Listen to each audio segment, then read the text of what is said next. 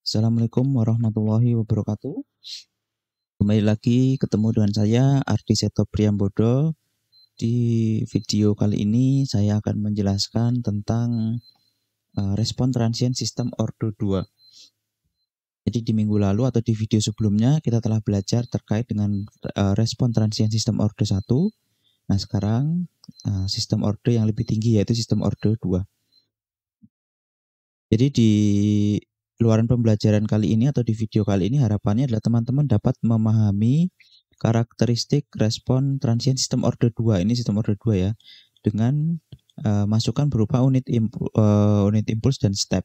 Kemudian nanti kita bisa mensimulasikannya respon sistem tersebut menggunakan model transfer function yang ada pada Octave. Ini ada tugas pendahuluan yang silakan dibaca. Ini berkaitan dengan video yang sebelumnya. Kemudian dikerjakan.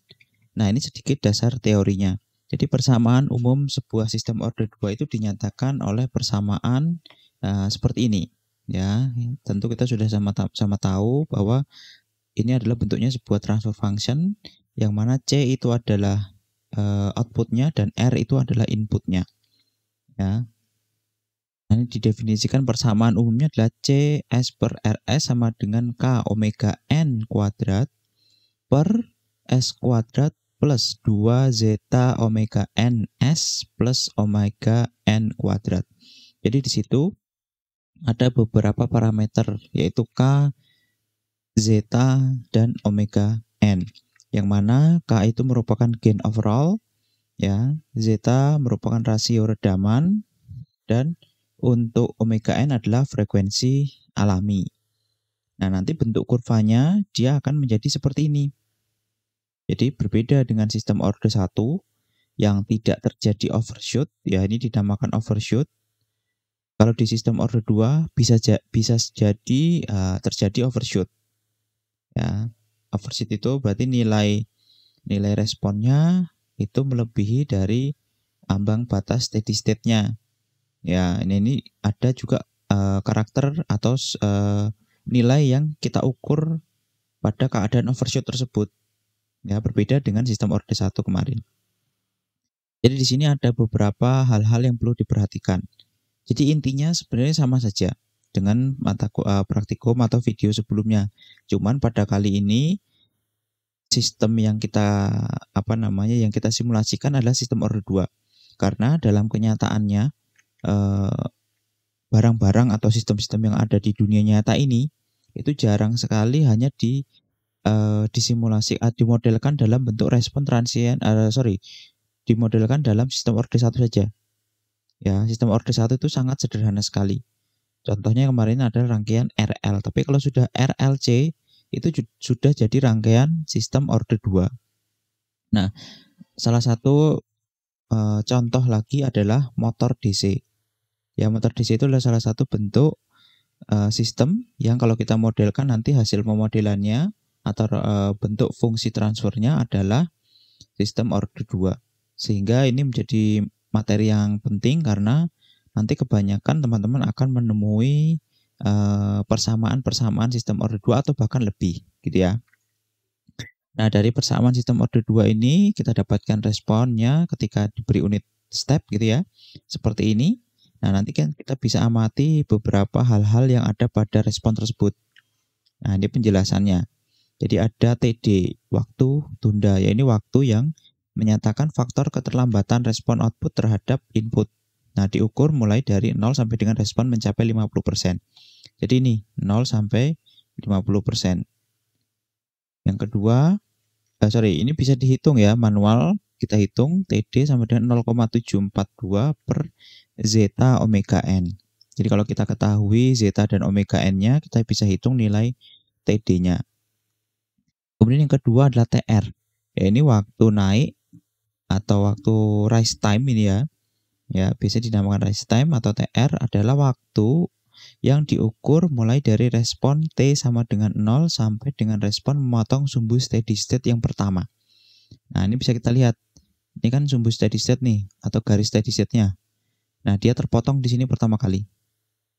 Potong pertama kali, nah berarti inilah nilai TR-nya. Nah, ini TR. Dari T sama dengan 0 hingga T di mana responnya itu memotong garis steady state pertama kali. Ya, ada definisi pertama kali. Karena kalau di sini kan juga terpotong nih. Di sini mungkin bisa jadi terpotong lagi, tapi kan tidak pertama kali. Di sini sudah kedua, di sini ketiga, dan seterusnya.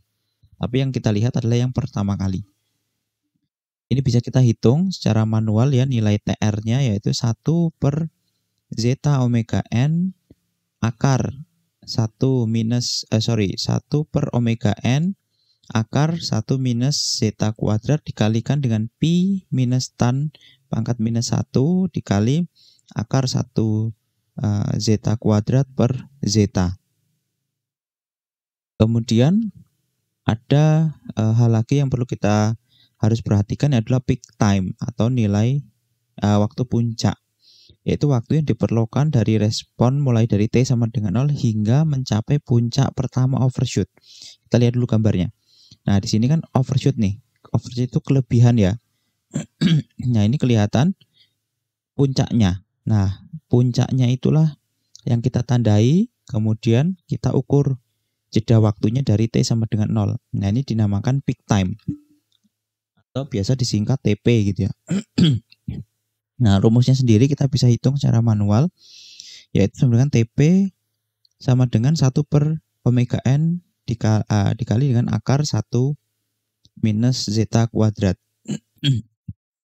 Kemudian ada nilai overshoot maksimum, yaitu didefinisikan biasanya menggunakan MP gitu ya, yaitu merupakan nilai relatif yang menyatakan perbandingan antara nilai maksimum respon yang melampaui nilai steady state dibandingkan dengan nilai steady state-nya.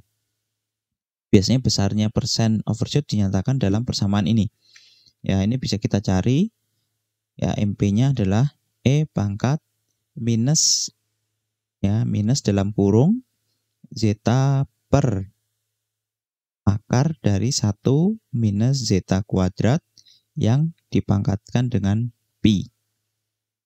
Berarti di sini kita bisa hitung nilai overshoot maksimumnya. Kemudian terakhir adalah waktu tuna atau settling time. Waktu yang diukur ya itu ketika respon telah masuk 5%, 2% atau 0,5%, tergantung karakteristik yang kita inginkan misalnya ya. Nah, rumusnya ini adalah TS untuk 5% adalah 3 per zeta omega N, untuk TS 2% 4 per zeta omega N, untuk TS plus minus 0,5% adalah 5 per zeta omega N. Nah, ini gambarannya untuk TS. Jadi di sini misalnya dia telah masuk di sekitar 0,02 atau 0,05 lah ya, 2% atau 5% gitu ya. Kemudian diukur dari T sama dengan 0-nya. Nah, ini adalah hal-hal atau spesifikasi yang bisa kita hitung, yang bisa kita dapatkan dari sebuah respon sistem order 2. Nah, kemudian ada hal lagi yang perlu saya sampaikan, ini juga cukup penting. Jadi, nilai zeta itu bisa bervariasi. Ya, nilainya biasanya mulai dari 0 sampai lebih dari 1 lah, gitu ya. Nah, ada beberapa nilai-nilai yang bisa kita dapatkan bahwa ini merupakan termasuk redamannya seperti apa, gitu ya. Nah, jadi nilai untuk zeta untuk nilai 0 hingga 1 ya, 0 hingga 1 itu misalnya 0,1, 0,2, 0,5 dan seterusnya sampai 0,999, nanti tanggapan sistem atau respon sistemnya itu dinamakan redaman kurang. Nanti akan kita lihat gambarnya. Atau underdamp ya biasanya bahasa Inggrisnya. Kemudian untuk zeta sama dengan 1 itu nanti akan terjadi sebuah sistem atau sebuah respon yang dinamakan namanya critically damp. Ya, redaman kritis. Nah, bagaimana kalau lebih dari 1 nilai zetanya misalnya 7, 8, 10 dan seterusnya? Itu nanti respon yang terjadi adalah dinamakan redaman lebih atau overdamp. Bagaimana gambarnya? Nanti akan seperti ini. Nah, ini ada 3 buah garis ya, kita lihat. Garis yang putus-putus besar ya, garis titik-titik, dan ada garis putus-putus yang ada titiknya. Nah, ini adalah 3 buah garis yang menunjukkan yang pertama untuk yang garis putus-putus yang ini, yang besar nih ya, yang paling tinggi, itu dinamakan underdamped response ya. Kemudian untuk yang garis titik-titik itu critically damped. Untuk yang overdamped response itu yang di bawahnya lagi, garis putus-putus yang ada titiknya. Nah, nanti tiga gambar ini atau 3 respon ini itu ditentukan dari nilai zeta-nya. Begitu ya. Nah, nanti teman-teman akan praktekkan ini. Oke, kita langsung masuk saja pada bagian praktikum. Kita buka Octave-nya. Kemudian misal saya memiliki nilai zeta sama dengan 0,6 misalnya ya. Ups, bentar, 0,6. Kemudian nilai omega n-nya adalah 5. Ya. Langkah yang pertama harus kita lakukan adalah membuat fungsi transfer dari nilai yang diketahui zeta dan omega n. Kita sudah sama-sama tahu nih, persamaan umumnya adalah K dikali omega n kuadrat per S kuadrat plus 2 zeta omega n kuadrat omega n S ditambah omega n kuadrat. Jadi numeratornya yang atas, denominator yang bawah. Kita akan bentuk satu persatu. Ya, kita akan bentuk satu persatu. Karena di sini tidak diketahui nilai K-nya, berarti dianggap nilai K-nya sama dengan 1. Nah, kita bentuk dulu numnya. Num sama dengan apa tadi? Omega n kuadrat. N kuadrat. Seperti ini ya. Kemudian denominatornya adalah 1 ya, S kuadrat di depan tadi. Kemudian 2 dikali dengan zeta-nya dikali omega n. Kemudian yang unsur yang ketiga atau elemen yang ketiga adalah omega n kuadrat. Omega n kuadrat. Tutup kurung, titik koma. Nah, sekarang kita sudah punya nilai num dan den. Kita akan membentuk fungsi alih atau fungsi transfer dari kedua yang diketahui tersebut. Dengan cara misalnya saya simpan di variabel sys. Sebelumnya jangan lupa PKG let control, karena fungsi alih atau TF, perintah TF itu ada di modul kontrol. Kalau kita nggak panggil dulu nanti akan muncul error. Jadi sys sama dengan TF dalam kurung num, den. Nah, kita bisa lihat adalah yang seperti ini hasilnya atau fungsi alihnya. Ya, yang atas K omega n kuadrat jadi 5, omega n-nya 5 dikuadratkan 25. Kemudian ini S kuadrat yang depan, yang belakang ada 2 dikali zeta dikali omega n, 2 dikali 0,6 ya, dikali 5, ketemunya 6 ya. 6 tambah S. Kemudian yang terakhir komponen yang ketiga omega n kuadrat adalah 25. Nah, ini fungsi transfernya. Kita sudah dapatkan fungsi transfernya. Sehingga kita bisa memberikan input. Ya, kita masukkan input, kita lewatkan input ke sistem tersebut. Misalnya input yang kita gunakan adalah unit step ya. Jadi kalau untuk respon transient itu biasanya unit step. Contoh motor DC. Motor DC kalau belum dinyalakan ya, atau ada tombol saklarnya tapi kondisi mati, dia akan inputnya kan berarti 0 gitu ya.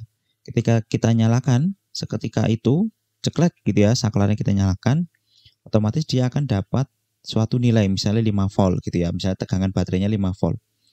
Ya, itu kan ada transisi dari 0 langsung jeglek ke 5. Nah, bentuk unit step itu mirip seperti itu. Ya, jadi kita bisa memberikan melakukan secara langsung ya. Kalau kita di lab nanti kita sebenarnya melakukan hal tersebut. Kita melakukan secara langsung pada alatnya nyata, respon transiennya nanti seperti apa. Nah, kita akan gambarkan ya menggunakan sebelumnya kita dapatkan dulu responnya. Perintahnya sama dengan kemarin, step sys seperti ini, kemudian saya tutup koma, titik koma biar nggak dicetak nilai Y dan X-nya. Kemudian kita langsung gambarkan plot X, Y. Kemudian saya nyalakan grid-nya biar terlihat garis bantunya. Respon yang terjadi adalah seperti ini. Ya, ini sangat berbeda dengan sistem order 1. Di sini ada kelihatan overshoot-nya nih. Ya, kelihatan overshoot-nya. Jadi nilai steady state-nya adalah 1 di sini. 1 di sini kita lihat overshoot-nya. Jadi kelihatan dia melewati nilai steady state dulu sesaat, baru nanti dia masuk dalam keadaan steady state atau masuk ke respon steady state-nya.